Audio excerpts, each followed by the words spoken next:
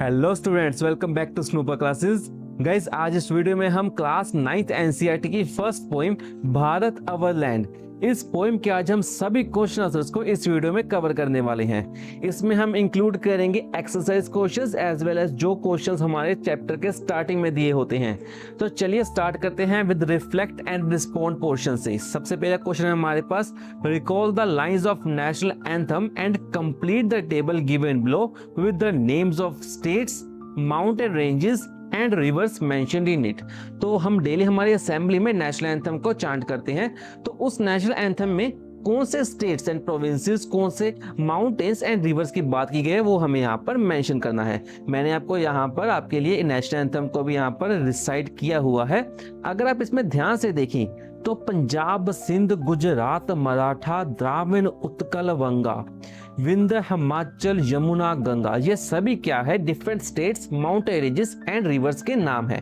चलिए इनको एक एक करके यहाँ पर हम इंसर्ट करना स्टार्ट करते हैं। सबसे पहली स्टेट है पंजाब, देन है सिंध, उसके बाद गुजरात, देन मराठा, द्राविड़, उत्कल एंड बंगा। इसके बाद माउंटेन रेंजेस में विंध्या एंड हिमालय, हिमालय यानी कि हिमाचल को हिमालय कहा जाता है। आगे है यमुना एंड गंगा, ये सभी रिवर्स के नाम है। आगे स्टूडेंट्स हमारे पास सेकंड क्वेश्चन है, work in pairs, discuss word the word jai he in the last two lines of the national anthem convey, share your answers with your classmates and the teacher. तो अगर हम इस नेशनल एंथम के and में देखें तो जय हे जय हे जय हे जय जय जय जय हे, तो हम अपने नेशनल एंथम की एंड कुछ ऐसे वर्ड से करते हैं। तो इन वर्ड्स का मतलब गया है, तो जैसे होता है ना, जब बड़े बुजुर्गों से जब हम आशीर्वाद लेते हैं तब वो हमें कहते हैं जीते रहो, तो वैसे ही जय हे का मतलब भी होता है हमारी भारत माता को हम कहते हैं कि तुम हमेशा जीते रहो, हर चैलेंज को फेस करो। तो वही यहाँ पर हमने लिखा है, the word jai he in the last two lines of national anthem strongly emphasises victory, यानी जीत, एंड ट्रायम्फ यानी बहुत बड़ी जीत के लिए हम उनको स्ट्रॉन्गली एम्फसाइज करते हैं। आगे है, they express a powerful wish that nation will always emerge victorious over challenges and difficulties. तो ये एक तरह की हमारी एक्सपेक्टेशंस है कि हमारा जो नेशन है, हमारा देश भारत, हमेशा विक्टोरियस यानी हमेशा जीतता रहे, हर एक चैलेंज से फेस करे एंड उसको ओवरकम करे। आगे है, these words reflect confidence in countries strength and future success. तो ये हमारा एक हिसाब से कॉन्फिडेंस है हमारे खुद के देश के ऊपर कि हमारा देश बहुत ही ज्यादा स्ट्रेंथफुल है, उसका फ्यूचर बहुत ज्यादा ब्राइट है। इंस्पायरिंग सिटीजन यानी हमारे लोगों को इंस्पायर करता है to take pride in their nation and remain united in striving for its progress, freedom and honour. तो ये एक हिसाब से हमारे पूरे भारत देश के लोगों को यूनाइट करने वाला एक ऐसा वर्ड है कि हमारा भारत बहुत महान है एंड हमें उसकी प्रोग्रेस, उसकी फ्रीडम में हमें उसके बढ़ चढ़ के साथ देना चाहिए एंड हमें हमारे भारत को ऑनर यानी रिस्पेक्ट देना चाहिए। चलिए स्टूडेंट्स, इसके बाद आगे बढ़ते हैं थर्ड पार्ट की तरफ। सो क्वेश्चन में कहा है, read the underlined word in the given lines of the poem, choose the odd one out that does not correspond with the meaning of the underlined word. तो 4 stanza की 4 lines को यहाँ पर mention किया गया है। हर एक लाइन में से एक वर्ड को यहाँ पर अंडरलाइन किया है एंड नीचे हमारे पास 3 ऑप्शंस प्रोवाइडेड हैं। इनमें से 2 ऑप्शंस इस अंडरलाइन वर्ड के सिनोनियम है, यानी कि उनका मतलब एग्जैक्टली बराबर है, एंड एक ऐसा वर्ड है जो कि ऑड वन आउट है, यानी कि उसका मतलब इस अंडरलाइन मतलब से बिल्कुल अलग है एंड हमें इसी ऑप्शन को यहाँ पर चूज करना है। चलिए रीड करना स्टार्ट करते हैं। सबसे पहले हमारे पास है, she is peerless, let's praise her. Peerless का मतलब होता है जिसका कोई कंपैरिजन ना हो, जिसका कोई भी मैच ना हो। तो ये तो हो गए इनके सिनोनिम्स एंड हमें ऑड वन ऑप्शन को चूज करना है। तो हमारी ऑप्शन जो चूज करेंगे वो है वैल्यूएबल, बिकॉज वैल्यूएबल का मतलब होता है कीमती होना। नेक्स्ट है, many a says has sanctified this land. Sanctified का मतलब होता है ब्लेस करना या फिर प्यूरिफाई करना। वहीं पर अपलोडेड का मतलब होता है ताली बजाना। आगे है, and here all auspicious things are found. Auspicious का मतलब होता है बहुत ही फॉर्चुनेट, लकी या फिर फेवरेबल चीजें यहाँ पर पाई जाती हैं। वहीं पर फैंटास्टिक का मतलब होता है बहुत ही अच्छा या एक्सीलेंट होना। लास्ट है, ओ ह्योरी एंटिक्विटी इज भारत। इसका मतलब होता है बहुत ही प्राचीन भारत या फिर एंशिएंट भारत या फिर टाइम इमेमोरियल। टाइम इमेमोरियल का मतलब बहुत ही ज्यादा पुराना। वहीं पर रिसेंट पास्ट का मतलब जो हाल ही में हुआ है। तो यहाँ पर ये 4 ऑप्शन हम यहाँ पर मार्क करने वाले हैं। इसके बाद स्टूडेंट्स आ गए हमारे पास पेज नंबर 25 में चेक योर अंडरस्टैंडिंग के फर्स्ट पार्ट में एक पैराग्राफ दिया गया है। ये पैराग्राफ एक्चुअली इस पूरी पोएम की समरी है, एक जिस्ट है। साथ ही साथ हमारे पास यहाँ पर 10 ब्लैंक्स दी गई हैं, जिनकी ऑप्शंस यहाँ पर मेंशन की है। हमें करेक्ट ऑप्शन को इन ब्लैंक्स में असर्ट करना है। चलिए स्टार्ट करते हैं रीड करना। The poem is a tribute to India, celebrating its natural beauty, spiritual heritage, and historical greatness. The poet praises the Himawant, describing it as mighty and unparalleled. The Ganga is depicted as generous and graceful, while Upanishads are honored as sacred and unmatched. The poem highlights the contributions of warriors and sages who have enriched the land with their bravery and wisdom. It also acknowledges the presence of Brahma knowledge and teaching of Buddha, highlighting India's deep-rooted spiritual and philosophical traditions. The poet repeatedly asserts that India is peerless, urging everyone to praise her. तो इस तरह इस poem की summary में हम बता सकते हैं कि हमारे पोएम में natural beauty, spiritual heritage and हमारे भारत की हिस्ट्री को यहाँ पर ग्लोरीफाई किया गया है। हिमावत, गंगा और उपनिषद के थ्रू ये बताया गया है कि इनका कोई भी मैच नहीं है। साथ ही साथ जो हमारे यहाँ पर वॉरियर्स हुए हैं, जिन्होंने हमारे भारत को आज़ाद करने में जो सहयोग दिया है, साथ साथ जो सेजेस यानी जो संत महात्मा हैं, जिन्होंने हमारे भारत में नॉलेज स्प्रेड करने का काम किया गया है, उसको भी यहाँ पर प्रेज किया है। And Brahma knowledge and Buddha, जिन्होंने स्पिरिचुअलिटी को पूरे भारत में फैलाया है, उसका भी यहाँ पर जिक्र किया गया है। लास्ट में जो वर्ड है पीएलएस, वो बार बार इस पोएम में यूज हुआ है, जिसका मतलब है कि भारत का कोई कंपैरिजन नहीं है, उसके कोई भी आसपास नहीं है। एंड इस तरह से पोइट हम सब भारतीय में एक पेट्रियोटिक फीलिंग यानी हमारे भारत की प्रशंसा की जा रही है यहाँ पर कि हमें हमारे भारतीय होने पर गर्व होना चाहिए। इसके बाद स्टूडेंट्स आगे हमारे पास है complete the following features about the poem, जिसमें सबसे पहले है the impact on readers mood, यानी इस पोएम को पढ़ने के बाद एज अ रीडर हमारे मूड पे क्या इम्पैक्ट आया। So as a reader we felt pride, inspiration and admiration for the nation, यानी हमारे नेशन के लिए हमें और भी ज्यादा गर्व महसूस हो रहा है। आगे है द पोइट्स एटीट्यूड और टोन, यानी पोइट का क्या एटीट्यूड रहा है इस पोएम को लिखने दौरान। तो पोइट जो है पेट्रियोटिक एंड एडमायरिंग फीलिंग को यहाँ पर फील करते हैं। पेट्रियोटिक का मतलब होता है अपनी देशभक्ति, तो अपनी देशभक्ति को उन्होंने यहाँ पर पोएम के थ्रू एक्सप्रेस किया है। नेक्स्ट है द राइम स्कीम। तो राइम स्कीम का क्या मतलब होता है, जब एंडिंग वर्ड्स एक ही टोन से मैच कर रहे हो। For example Rhine, shine. Okay, so यहाँ पर जो आई जहाँ पर क्या है, सिमिलर साउंडिंग वर्ड्स है। जब भी पोएम के स्टैंजा के एंड में ये सेम वर्ड जहाँ पर हमें देखने को मिलते हैं, तब हम उसे कहते हैं कि वो राइमिंग स्कीम फॉलो कर रहे हैं। बट अगर हम इस पोएम को देखें तो इसमें किसी भी तरह का कोई फिक्स राइमिंग स्कीम नहीं है, इसलिए हम कहते हैं it follow a free verse, यानी किसी भी तरह का राइमिंग स्कीम ना होना। इसके बाद आगे है एग्जाम्पल ऑफ पर्सोनिफिकेशन। तो पर्सोनिफिकेशन एक लिटरेरी डिवाइस है जिसमें हम नो लिविंग ऑब्जेक्ट्स को लिविंग ऑब्जेक्ट के साथ कंपेयर करते हैं। एग्जाम्पल के लिए the generous Ganga is our, तो जनरस का मतलब होता है दयालु, वेरस गंगा तो एक नो लिविंग ऑब्जेक्ट है, तो नो लिविंग ऑब्जेक्ट दयालु कैसे हो सकती है। बट स्टिल पोइट ने यहाँ पर गंगा को जनरस बताया है एंड इस तरह से गंगा को यहाँ पर पर्सोनिफाई किया गया है। नेक्स्ट है which other river can match her grace. तो अगेन रिवर को यहाँ पर हर यानी कि लिविंग ऑब्जेक्ट के साथ रिलेट किया गया है, उसको ह्यूमन लाइक क्वालिटीज दी गई हैं।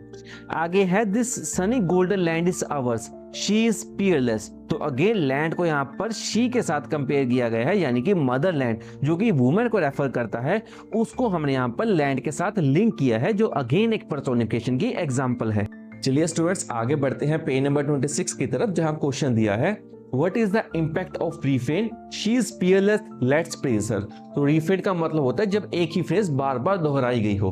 फॉर एग्जांपल इस पोएम में phrase she is peerless let's praise her बहुत बार आया है, तो इस फ्रेज का हमारे एज अ रीडर के ऊपर क्या इम्पैक्ट है वो हमें यहाँ पर डिस्क्राइब करना है। सो हम लिख सकते हैं the refrain she is peerless let's praise her create a strong sense of pride and admiration for the land, यानी हम और भी ज्यादा गर्व महसूस करते हैं अपने भारत और हमारे भारत की लैंड के लिए। It emphasises Bharat uniqueness and greatness. Emphasise का मतलब होता है जोर देना, तो ये हमारे भारत की यूनिकनेस यानी सबसे अलग है हमारा भारत और सबसे ग्रेट है, इस बात पर और ज्यादा एम्फसाइज करता है, यानी उस पर जोर देता है। एंड इंस्पायर करता है readers to honour and admire their country, and हमें अपने भारत की और भी प्रशंसा करनी चाहिए, हमें उस पर गर्व होना चाहिए, इस बात को ये संकेत देता है। आगे इसी के साथ फोर्थ क्वेश्चन है complete the following sentence appropriately. India is metaphorically described as this sunny golden land suggest that it is bright and rich both in spirituality and material wealth. तो ये मेटाफोरिकली ये डिस्क्राइब करता है कि India का land बहुत ही ज्यादा bright है, बहुत ही ज्यादा रिच है। ब्राइट इन द सेंस कि स्पिरिचुअलिटी की तरफ भी है, रिच इन द सेंस कि मटेरियल वेल्थ भी यहाँ पर बहुत है। इसके बाद स्टूडेंट्स आगे बढ़ते हैं एंड हमारे पास एक मैचिंग बेस्ड क्वेश्चन है जहां हमें कॉलम 1 को कॉलम 2 के साथ मैच करना है। कॉलम 1 के सभी नेम्स कहीं ना कहीं कॉलम 2 को सिंबलाइज करते हैं एंड उसी सिंबलिज्म को यहाँ पर हमें शोकेस करना है। जैसे फर्स्ट वर्ड है हिमावत। हिमावत का मतलब है स्ट्रेंथ एंड परमानेंस। तो हिमावत किसको शोकेस करता है कि हमारा भारत की हिमालय रेंज बहुत ज्यादा स्ट्रेंथ एंड परमानेंस। परमानेंस का मतलब परमानेंट से आया है। परमानेंट का क्या मतलब होता है कि जो बहुत लंबे समय से हमारे को सर्व कर रही है। आगे है गंगा। गंगा का यहाँ पर सिंबलिज्म किया गया है प्योरिटी एंड जेनरोसिटी के साथ। Upanishad spiritual and philosophical legacy. Gallant warrior and sages courage यानी कि बहुत ही ब्रेवरी एंड विजडम यानी नॉलेज से भरे हुए। ब्रह्मा नॉलेज एंड बुद्धा धम्मा, यहाँ पर नॉलेज एंड एनलाइटनमेंट को शोकेस करते हैं। आगे है सनी गोल्डन लैंड, हमारी भारत लैंड की रिचनेस एंड ग्लोरी को सिग्निफाई करते हैं। स्टूडेंट्स आगे हमारे पास 6th क्वेश्चन है the poet uses imagery. Imagery क्या है? एक डिस्क्रिप्टिव लैंग्वेज है to create vivid mental pictures to appeal to the senses. तो जब हम वर्ड्स का यूज करके हमारे रीडर्स के माइंड में उसकी एक मेंटल इमेज बना देते हैं जो हमारे सेंसेस को अपील करे। सेंसेस क्या है? हमारी आईज, नोज, ईयर, हैंड, ये सभी हमारे सेंसेस है।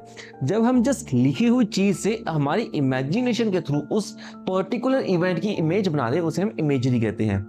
तो हमारे पास इसी इमेजरी के बेस पर 2 एग्जांपल्स को यहाँ पर पूछा गया है। So the poet uses imagery which is descriptive language to create vivid mental pictures. 2 examples of imagery are, first है the mighty Himavat is ours, there is no equal anywhere on earth. तो ये क्या करता है? एक विविड, विविड का मतलब होता है बिल्कुल साफ। तो एक साफ इमेज बनाता है हमारे माइंड में ऑफ द टावरिंग हिमालयस। तो बहुत ऊंचे लंबे पर्वतों की हमारे पास इमेज हमारे माइंड में क्रिएट करता है।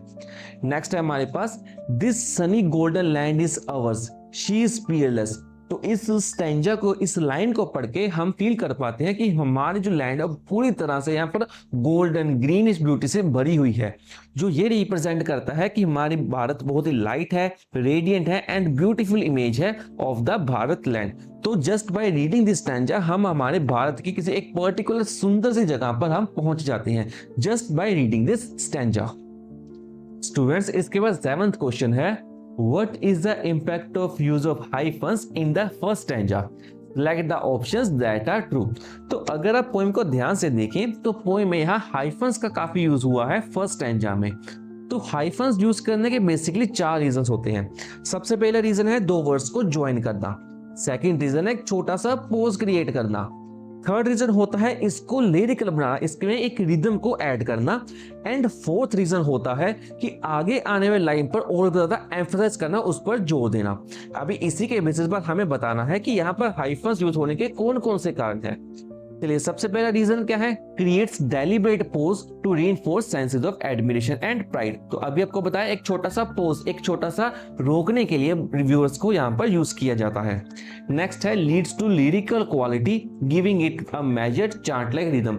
तो इस पूरी पोएम को रिदमिक बनाने के लिए भी यहाँ पर हम हाइफन का यूज करते हैं। एंड लास्ट है प्रेजेंट्स अ की element of India's greatness before hyphen and make a strong assertion about it's uniqueness after hyphen.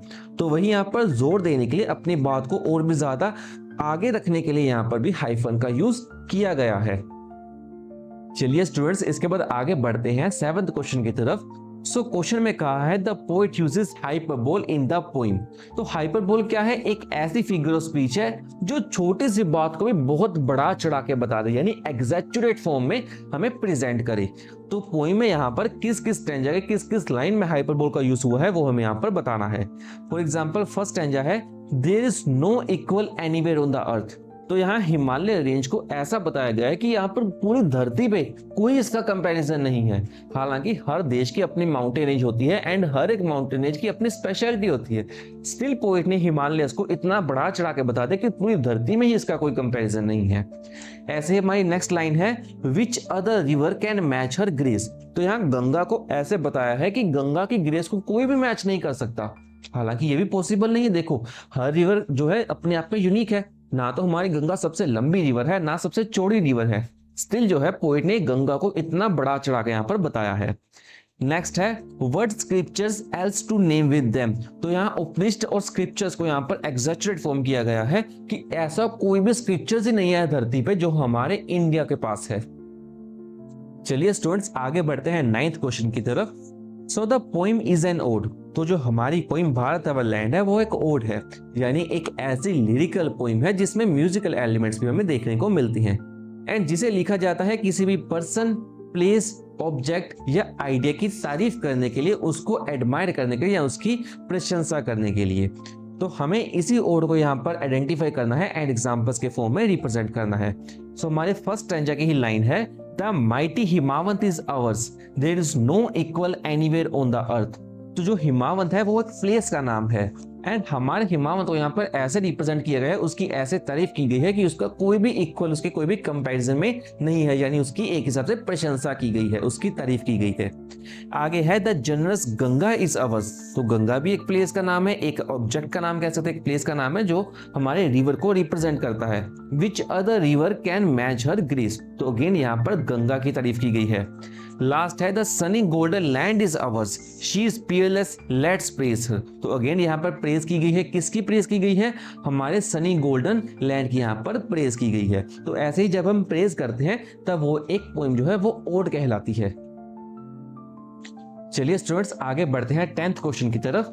So the poet uses allusion in the poem. तो एल्यूजन क्या है? एक ऐसी लिटरेरी डिवाइस है जिसमें हम एक पर्सन को दूसरे पर्सन के साथ इनडायरेक्टली रिलेट करते हैं। एग्जांपल से समझते हैं। हम अक्सर कह देते हैं he is a real Einstein in the mathematics. तो क्या वो सच में आइंस्टाइन है? नहीं, हम जस्ट उसको रिलेट कर रहे हैं, उसको ऐसा बता रहे हैं कि वो इतना अच्छा है जैसे आइंस्टाइन होता होगा। तो इसी तरह से this alludes to Albert Einstein, meaning the student is very intelligent specially in mathematics और साइंस। तो यहाँ पर एक एल्यूजन यहाँ पर क्रिएट किया गया है कि वो इतना अच्छा है जैसे आइंस्टाइन अच्छा है। चलिए इसी के बिहाफ पर हमें यहाँ पर एग्जांपल्स दी गई हैं एंड हमें यहाँ पर आइडेंटिफाई करना है कि यहाँ पर एल्यूजन के किस फॉर्म को रिप्रेजेंट किया गया है। जैसे an allusion to the ancient Indian scriptures that form philosophical core and symbolise deep wisdom and enlightenment. तो स्क्रिप्चर से ही आपको आइडेंटिफाई हो जाना चाहिए कि यहाँ पर किसकी बात की गई है? उपनिषद की बात की गई है। An allusion to concept of spiritual knowledge associated with self-realization and ultimate truth। तो spiritual knowledge, self-realization के साथ हम यहाँ पर आइडेंटिफाई कर सकते हैं कि यहाँ ब्रह्मा नॉलेज की बात की गई है। आगे है an allusion to Gautam Buddha's teaching which includes compassion, non-violence and enlightenment। तो ये तीन बात का बहुत ध्यान रखना है। compassion है, non-violence है and enlightenment है। This highlights India's role in shaping major religion and philosophical tradition. तो यहाँ पर बुद्धास धम्मा की, बुद्धा का जो धर्म था उसकी बात यहाँ पर की गई है। स्टूडेंट्स इसके बाद बढ़ते हैं क्रिटिकल रिफ्लेक्शन की तरफ जो पेज नंबर 28 के ऊपर दिया हुआ है। क्वेश्चन में कहा है read the extract given below and answer the questions that follow. तो एक्सट्रैक्ट क्या है?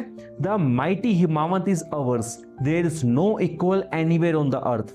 The generous Ganga is ours, which other river can match her grace? The sacred Upanishads are ours, what scriptures else to name with them? तो इस extract के basis पर हमारा first question है, complete the sentence.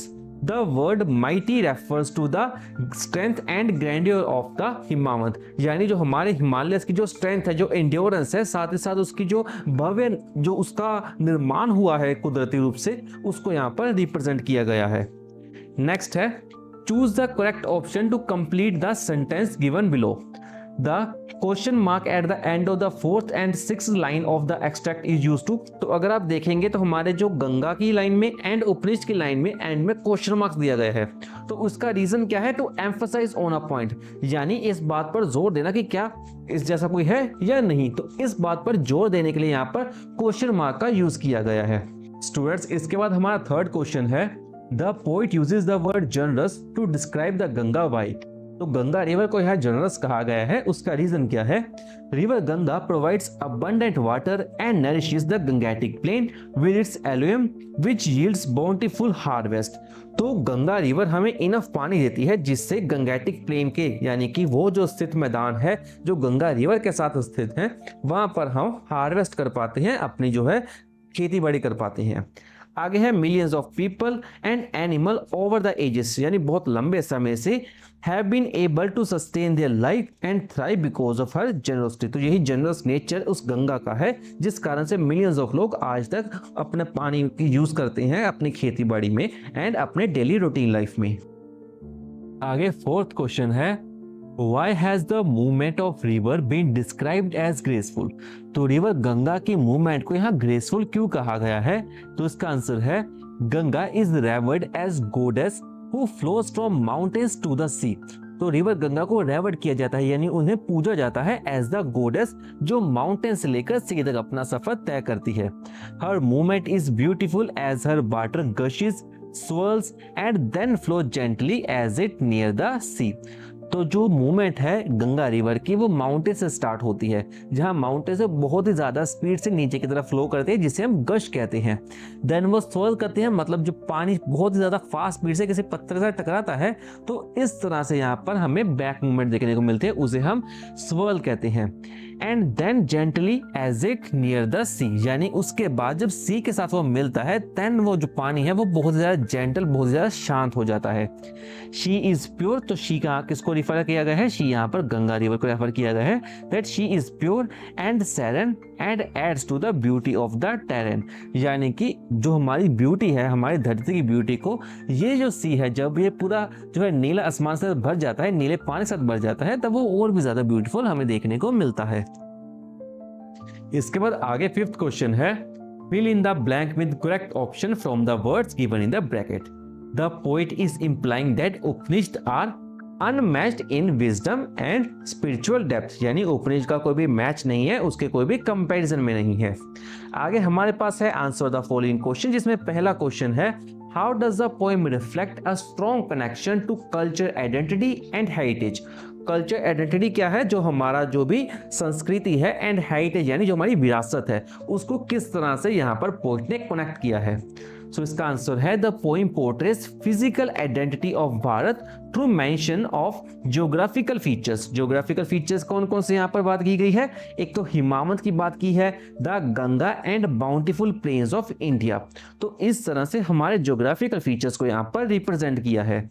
साथ ही साथ it highlights India's culture heritage by mentioning of Upanishad, divine music, Brahma knowledge and dharma taught by the Buddha. तो इन सभी के थ्रू जो भी हमारी संस्कृति है उसको भी यहाँ पर शोकेस किया है, यानी एक तरफ फिजिकल फीचर्स को साथ ही साथ हमारे कल्चर आइडेंटिटी को एक ही पोएम में यहाँ पर रिप्रेजेंट किया है हमारे पोइट ने। दस the poem weaves physical landmark, intellectual achievements and spiritual history to develop patriotic connection in the minds of reader। तो इस तरह से पोइट ने हमें एक ओवरऑल जो व्यू है हमारे हर एक एस्पेक्ट ऑफ इंडिया का यहाँ पर रिप्रेजेंट किया है। इसके बाद सेकंड क्वेश्चन है, What can you infer about poet's attitude towards India from the repeated phrase She is peerless, let's praise her? तो फिर वही बात She is peerless, let's praise her बहुत बार रिपीट हुआ है, तो इससे पोइट का कौन सा एटीट्यूड शोकेस होता है? तो आंसर है the poet was a freedom fighter and had a deep patriotic feeling for the India. तो जो इस पोएम के पोइट है यानी सुब्रमण्यम भारती, वो खुद एक फ्रीडम फाइटर थे एंड इसीलिए उनमें देशभक्ति कूट कूट कर भरी थी। Through the repeated phrase she is peerless, let's praise her, he wants to arouse a feeling of pride, reverence and patriotism amongst the reader। तो बार बार इस फ्रेज को लाने का रीजन है कि वो चाहते हैं कि उनके जो रीडर्स हैं उनमें गर्व महसूस हो, वो अपने देश के लिए और भी ज्यादा एंथुसियास्ट फील करें एंड उनमें देशभक्ति की भावना भी डेवलप हो। He wants to motivate his fellow citizens by developing a sense of reverence and pride for their motherland. तो इस तरह से वो अपने फेलो सिटीजन्स यानी जो अपने आसपास उनके लोग हैं उनको मोटिवेट करना चाहते थे कि अपने देश के लिए हमें, अपने देश के लिए एंड हमारे लोगों के लिए हमें खड़े होना चाहिए, बिकॉज हमारा देश सबसे अच्छा है. The phrase reflects the poet's devotion for his country and a desire to inspire nationalist pride among his fellow men. तो इसको रिपीट करने का रीजन यही है कि उनमें पोइट में जो डिवोशन है, जो अपने देश के लिए जो उनका विश्वास है, उसको वो शोकेस करते हैं एंड अपने नेशनल प्राइड को भी यहाँ पर लोगों के साथ वो शेयर करना चाहते हैं. इसके बाद आगे बढ़ते हैं थर्ड क्वेश्चन की तरफ. So question says, what does the line many a sage has sanctified this land suggest about India's spiritual heritage? तो इसका आंसर है, India has been known as a land of great wisdom that have been delivered by sages since time immemorial. यानी India को जाना जाता है कि इसमें बहुत ही ज्यादा नॉलेज है जिसको किसने सेपरेट किया है? सेजेस यानी संत महात्माओं ने सेपरेट किया है from one generation to another since time immemorial, यानी बहुत लंबे समय से एक जनरेशन से नेक्स्ट जनरेशन की तरफ विजडम यानी नॉलेज को पास ऑन किया गया है. The phrase many a says has sanctified this land tells us that India's culture heritage has been paved by a long line of sages. यानी बहुत ही ज्यादा sages के, बहुत ज्यादा क्वांटिटी ऑफ sages ने यहाँ पर इंडिया के कल्चर हेरिटेज को रिप्रेजेंट किया है. Who have purified the land through their penance. Penance का मतलब होता है by their knowledge. It is the timeless spiritual imprint left by sages that make India a holy land. तो यही जो imprint है, जो किसने सेपरेट किया है? sages ने सेपरेट किया है, संत महात्माओं ने सेपरेट किया है कि आज हमारा जो भारत है वो इतना कल्चरली डेवलप्ड है. देन हमारे पास फोर्थ क्वेश्चन है, how does the poet connect warriors and music to India's greatness. तो इसका आंसर है, India has been subjected to innumerable foreign attack since time immemorial. यानी कि बहुत लंबे समय से हमारे भारत के ऊपर कई फॉरेन लोगों ने अटैक किया है, but India brave warriors have laid down their lives to protect their motherland which displays India's rich martial heritage. तो लास्ट सीन में हमने कहा क्या कवर किया था कि हमारा कल्चर हेरिटेज जो है बहुत रिच है. इस क्वेश्चन में हम देख सकते हैं कि हमारा मार्शल हेरिटेज भी उतना ही रिच है, जिसे किसने डिस्प्ले किया है? हमारे ग्रेट वॉरियर्स ने, जिसने अपनी जिंदगी को भी यहाँ पर दाव पे लगा दिया अपनी मदरलैंड को प्रोटेक्ट करने के लिए. The poet highlights India's rich musical culture which produces divine music that spiritually uplifting. That is spiritually uplifting, यानी कि जो हमारे डिवाइन म्यूजिक है उसकी भी यहाँ पर बात की गई है, जो स्पिरिचुअलिटी के साथ हमने कनेक्ट किया है. By mentioning martial heritage alongside the musical culture, the poet represents India as a country that is powerful, cultured, spiritual and hence worthy to be praised. तो इस तरह से हम देख सकते हैं, हम कह सकते हैं कि हमारा इंडिया जो है वो कल्चरली भी पावरफुल है, स्पिरिचुअली भी पावरफुल है, म्यूजिक पे भी उसका उतना ही ज्यादा योगदान है. एंड स्टूडेंट्स, इसके बाद हमारा लास्ट क्वेश्चन है, how does this poem foster a sense of national pride. यानी हमारे देश के प्रति लव को ये पोइम किस तरह से प्रोत्साहित करती है, उसको किस तरह से फोस्टर करती है. तो आंसर है, this patriotic poem highlights the unique landmark and highlight the spiritual and culture heritage that can not be compared by any other. तो ये जो पोइम है हमारे ज्योग्राफिकल फीचर्स यानी लैंडमार्क्स को हाईलाइट करती है, हमारे स्पिरिचुअल हेरिटेज और कल्चर हेरिटेज को भी शोकेस करती है, जिसका कोई भी कंपैरिजन नहीं है. The poem mention the important landmarks जैसे कि Himavant, Ganga and sunny fertile land. It also highlight the ancient spiritual, culture and martial heritage. तो 3 हेरिटेज की यहाँ पर बात की गई है, spiritual heritage, culture heritage and martial heritage. Through the repetition of ours and refrain, यानी रेपिटेशन किसकी हो रही है? She is peerless, let's praise her. तो इससे जो पोइट है वो चाहते हैं कि वो बहुत ही ज्यादा इफेक्टिवली इंस्टिल यानी कि घोल के हमें इस बात को समझा दे अच्छी तरह से कि हमें अपने देश के ऊपर गर्व महसूस करना चाहिए एंड हमारे मन में जो है देशभक्ति की भावना होनी चाहिए. एंड स्टूडेंट्स, यहाँ पर हमारे सभी क्वेश्चंस कंप्लीट होते हैं. इसके बाद बिगिन होता है the vocabulary part of the poem, जिसमें पहले क्वेश्चन में हमें इस टेबल में सफिक्सेस को ऐड करना है. सफिक्स क्या होते हैं? जो किसी भी वर्ड के एंड में आके उसके मीनिंग को चेंज कर देते हैं. जैसे कि हमारे पोइम में वर्ड यूज हुआ है जेनरस. जेनरस का क्या मतलब होता है? जो बहुत ज्यादा दयालु हो. नेक्स्ट वर्ड है एंटिक्विटी, प्राचीन काल से जो भी चीज चल रही हो। देन है डिवाइनेस्ट, यानी कि जो बहुत ज्यादा प्योर हो, जो बहुत ही ज्यादा अच्छी हो। लास्ट है पीरलेस, जिसका कोई भी मुकाबला ना हो। तो ये सभी क्या है, सफिक्सेस हैं जो किसी भी वर्ड के एंड में लग के उसके मीनिंग को अल्टर कर देते हैं। एंड स्टूडेंट्स, अब बढ़ते हैं चैप्टर के बिल्कुल लास्ट पार्ट की तरफ, जहां पर अगेन हमारे पास एक टेबल है जिसमें सबसे पहले तो हमें एक नेम यहाँ पर लेना है, देन उसमें सफिक्स जो दिया गया है उसको ऐड करना है, एंड देन जो न्यू नेम बनेगा उसके बिहाफ पर हमें एक एग्जाम्पल को भी यहाँ पर लिखना है। जैसे कि सबसे पहले हमारे पास है जिसके एंड में सफिक्स TION लग सकता हो, जैसे कि सेलिब्रेट। सेलिब्रेट के एंड में जब हम TION लगा देते हैं तो वो बन जाता है सेलिब्रेशन। एग्जाम्पल के लिए, the festival was a great celebration of culture and tradition. Next हमारे पास है जिसके सफिक्स में IVE आता हो। एग्जाम्पल के लिए, प्रोटेक्ट के एंड में जब हम IV लगाते हैं तो प्रोटेक्टिव बन जाता है। Example, she wore a protective helmet while riding her bicycle. Then है हमारे पास MENT। एग्जाम्पल के लिए, एनकरेज, जिसके एंड में अगर हम MENT लगाते हैं तो वो न्यू वर्ड जो जनरेट होता है वो है एनकरेजमेंट। एग्जाम्पल के लिए, the teachers encouragement help the student to perform better. Then last है हमारे पास ED जो है पास्ट वर्जन ऑफ वर्ब है, यानी कि एडमायर के एंड में अगर हम ED लगा देते हैं तो वो एडमायर्ड बन जाता है, जो पास्ट टेंस है ऑफ द वर्ब। एंड इसके लिए हम सेंटेंस लिख सकते हैं, the students admired the poet for his inspiring words. तो इसी के साथ हमारे ये पूरा कंप्लीट चैप्टर या कंप्लीट पोएम यहाँ पर एंड होती है। आई होप आपको ये सभी चैप्टर के क्वेश्चन यहाँ पर अच्छे से क्लियर हुए होंगे। मैं मिलता हूँ आपसे एक और नई वीडियो में, तब तक के लिए टेक केयर।